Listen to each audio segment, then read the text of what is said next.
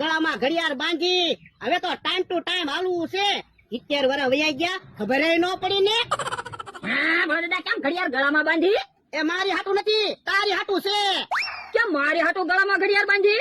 એ તારો પગાર વધારી દીધો હવે સેકન્ડના કાંટાની જેમ કામ થવું જોવે જો બોલો 500 રૂપિયા પગાર વધાર્યો એમાં તો તમે કેટલું બધું કામ વધારી દીધું. હા સાડા હાથે મારે પાણી પીવા જોહે 8 વાગે ચા પીવા જોહે 10 વાગે જમવા જોહે 2-3 કલાક તારે વાડીનું કામ કરવાનું પછી 3 વાગે પાછી ચા બનાવવાની 5 વાગે રસોઈ બનાવવાની અને 8 વાગે આપણે બે ખાઈ લેવાનું.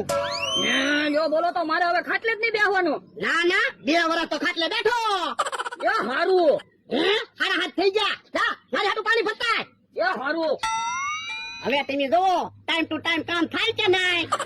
લ્યો પાણી લ્યો બોલો 70 વર્ષ વૈયા ગયા ત્યારે હવે એ સમયની હારે હાલવા મીન્યા. હે પાછા ઘડિયાળમાં શું જોવો? એટલે 8 વાગી ગયા મારે ચા પીવાનો સમય થઈ ગયો જા ચા બનાવ. લ્યો બોલો ઘડીક વારમાં 8 વાગી ગયા કઈ ખબર ન પડી. ઈ તો તું ખાટલે બેહી રહેતો ને એટલે ન ખબર પડતી હવે તો ગળામાં ઘડિયાળ છે ખબર પડી જ જાય ને. હા એ હાસું આ તો જા મારી હાટું ચા બનાય. એ હારું 8 નથી વાગ્યા મેં ઘડિયાળનો કાંટો ફેરવી નાખ્યો 8 વાગે ચા બનાવવાનું કહું તો 9 વાગે ચા બનાવીને લાવે હવે કાંટો ફેરવી નાખું. હે કેવન જમરૂક ને આમ તો આવે છે. હે આ બધું શું છે ભોળા? કેમ ગળામાં ઘડિયાળ બાંધી? એ હવે તો નક્કી કર્યું સમય હારે હાલવું છે. લ્યો બોલો કોઈ તો ગળામાં સોનાના દોરા પહેરે આને તો ઘડિયાળ પહેરી. આ તો જ સમય હારે હલાય ને. ઓ બાપા એટલો બધો હરખ ફદુડો શું થા?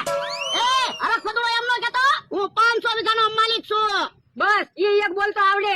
ગામમાં જાય તોય પટુ ખાલે ને કે હું 500 વીઘાનો માલિક. આમ કોક ની વાડીએ બેહવા જાય તોય કે હું 500 વીઘાનો માલિક. ઓલા ભાઈ ને 1.5 વીઘો જમીન છે તોય 4 વ્હીલ માં ફરે. તારી પાસે છે 4 વ્હીલ? આ તો તમારી પાસે 1.5 વીઘા જમીન છે તમારી પાસે છે 4 વ્હીલ? ના ના આ તો મને હું કયો. ઓ બાપા પણ અમે તારી જેમ હરખ ફદુડા તો ના થાતા ને. તો હું ભલે અરે ખોદડો થાવ હાલો મળો જાવ. હાલો ને કે કાકા આપણે મોડું થાય. તમને હું ખબર પડે સમયની. જા ભલા દાદા સા. હે એ તો ઘડીકવારમાં ચા બનાવી નાખી. હે લ્યો બોલો હજી ક્યાં 8 વાગ્યા? તમે તો કહેતા હતા ને 8 વાગી ગયા. કોઈ વાંધો નહીં ચા થોડીક વહેલા પી લો.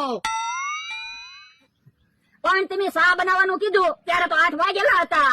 પણ ઘડિયાળને હાથ અડી ગયો હશે એટલે કાંટો ફરી ગયો. હાલો ઘડિયાળ આવી ગઈ ઘડિયાળ. હે લ્યો બોલો ઘડિયાળ વેચવાનું ચાલુ કર્યું. હા ભલા દાદા ઘડિયાળ લઈ લ્યો. આ શું છે? હે લ્યો બોલો કેમ ઘડિયાળ ગળામાં બાંધી? એ મારા માણાનો પગાર વધારી દીધો હવે ટાઈમ ટુ ટાઈમ કામ કરે ને. પણ તમે ગળામાં ઘડિયાળ બાંધી એમાં તમારો માણસ કેમ ટાઈમ ટુ ટાઈમ કામ કરશે? એ 2 વાગે એટલે એને હું કહી દઉં ને જા ઓલી વાળી આટો મારી આય. પણ એ ઓલી વાડીએ કામ કરવા જાય છે તો એને કેમ ખબર પડશે કેટલા વાગ્યા ઈ? ઈ હાસું તો એટલે તો કેવી ઘડિયાળ લઈ લ્યો. આ તો લાવો એ ઘડિયાળ આપી દો. હવે એ ઘડિયાળે શું થાય છે તમારા માણસને જ્યાં કામ કરવાનું હોય ને ત્યાં બધે ઘડિયાળ ગોઠવી દો. એક ઘડિયાળ ટ્રેક્ટર ગોઠવી દો, એક ઘડિયાળ ખેતરમાં મૂકી દો, એક ઘડિયાળ ઓલી વાડીએ મૂકી દો, એક ઘડિયાળ ઓરડીમાં મૂકી દો, એક ઘડિયાળ લીમડે બાંધી દો. જ્યાં તમારો માણસ કામ કરતો હોય ને એને સામે ઘડિયાળ દેખાવી જોવે તો ટાઈમ ટુ ટાઈમ કામ થાય. આ ઈ હાસું બધી ઘડિયાળ આપી દો. કેટલા પૈસા દેવાના? 5 ઘડિયાળ છે 1000 રૂપિયા આપી દો. એ હારું અલ્યો 1000 રૂપિયા. હાલો મમરાભાઈ આપણે જા લ્યા બધી ઘડિયાળ ગોઠવી દે. એ હારું. હે ભોળા બકુલ ને મમરા આવ્યા હતા? હા એને અમારી ઘડિયાળ આપી. એને હું કામ પૂછે? અહીંયા ઘડિયાળ પડી તો છે. એ ઈ ઘડિયાળ તો એની વેચાતી લીધી. ઓ બાપા ખોટું હું બોલે? ખેતીવાડીના સાહેબે બધા ખેડૂતોને એક એક ઘડિયાળ મફતમાં આપી. હે આપણે વાતો નથી કરવી આપણી ઘડિયાળો લઈ લો.